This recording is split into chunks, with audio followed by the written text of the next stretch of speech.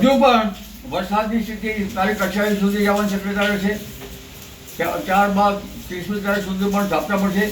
પરંતુ ઉત્તર ગુજરાતમાં આજે જોવા જઈએ તો રોડ રસ્તાઓ બંધ કરવાની સ્થિતિ ઊભી થશે.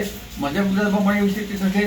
આજે વરસાદ હોવા છતાં ઉત્તર ગુજરાતના ભાગો જળમગ્ન જેવા જોવા મળશે.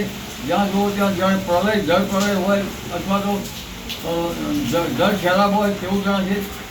આ ઉપરાંત પંચમહાલના કેટલાક ભાગો પણ જાગૃતિ રાખવી પડશે. ત્યાં પણ નિકાલ વ્યવસ્થા કરવાની યોગ્ય છે.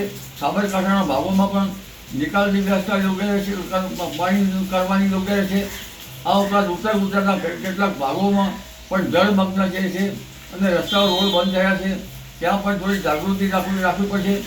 ગામડાઓમાં પાણી ભરાઈ ગયા છે તો તેના નિકાલની વ્યવસ્થા કરવી પડશે. આ ઉપરાંત હવે ધીરે ધીરે આ ભાગોમાં વરસાદનું પ્રમાણ ઘટશે, પરંતુ સૌરાષ્ટ્રના ભાગોમાં ઘણી જનતાની જાગૃતિ રાખવી પડશે. બોટાદના ભાગોમાં પણ વરસાદની ઝાપટા પડવાની શક્યતા છે. વૈદુપુરના ભાગોમાં પણ હળવા ભારે વરસાદ થવાની શક્યતા છે. અમરેલીના કેટલાક ભાગોમાં વરસાદ થવાની શક્યતા છે.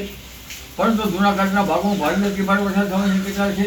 પશ્ચિમ સૌરાષ્ટ્રના ભાગોમાં ભારેથી ભારે વરસાદ થવાની શક્યતા છે. પોરબંદર દ્વારકાના ભાગમાં ભારેથી ભારે વરસાદ થવાની શક્યતા છે. ઉલ્લેખનીય છે કે જામનગરના ભાગોમાં પણ ભારેથી ભારે વરસાદ થવાની શક્યતા છે.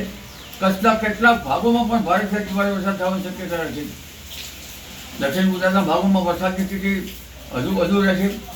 એટલે જનધને હજુ આ ઉત્તર ગુજરાત ભાગોમાં આજનો દિવસ લગભગ કાળજી લેવી પડશે ઈસ્ટ છે.